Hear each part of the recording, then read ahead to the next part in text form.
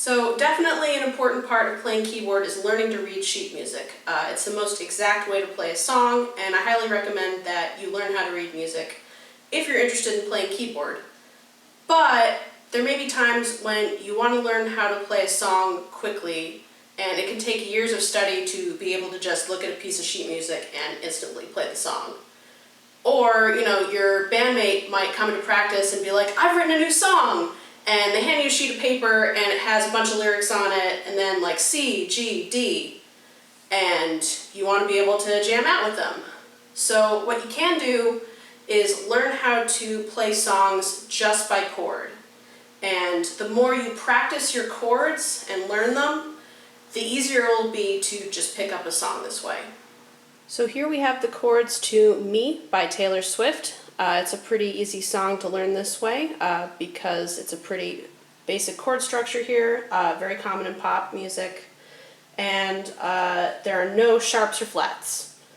So I found a website that has the chords, and this website is actually helpful in that it has a piano tab right here, so you can actually see where on the piano the different keys are.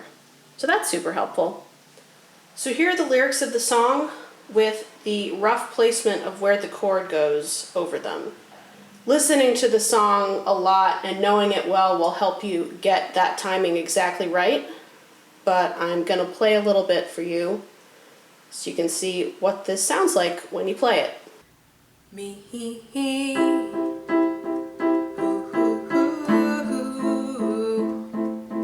I'm the only one of me. Baby, that's the fun of me.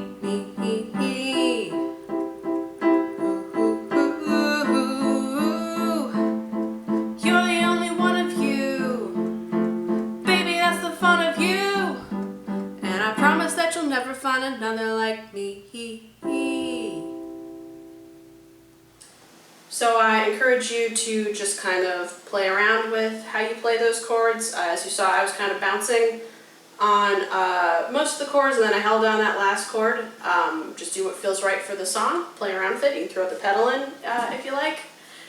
And one last thing I wanted to mention is that you might see chord names that you don't recognize.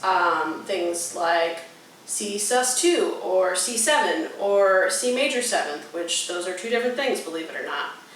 And those chords are dissonant, so they're a little weird sounding. That's what that means in musical terms.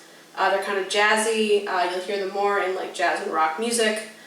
So with those chords, I would recommend that you look them up on Google. Just put the name of the chord with the word notes, and you can find out the notes that way. And then you kind of just have to memorize it that way. There are rules for all that stuff that you can learn also if you want to try to be able to figure that out on your own. But usually you're only going to get one or two of those chords in a song, so if you just commit them to memory, and you'll know if you're playing a wrong note if you have been listening to the song and you've been training your ear for what it's supposed to sound like. And one other thing is if you see something like C/E, all that is you're playing a C chord, but you're putting the E on the bottom, like as opposed to this is how you normally play it.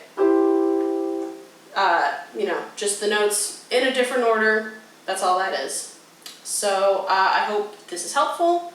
I hope this helps you play your favorite songs and maybe some new songs that you and your friends wrote.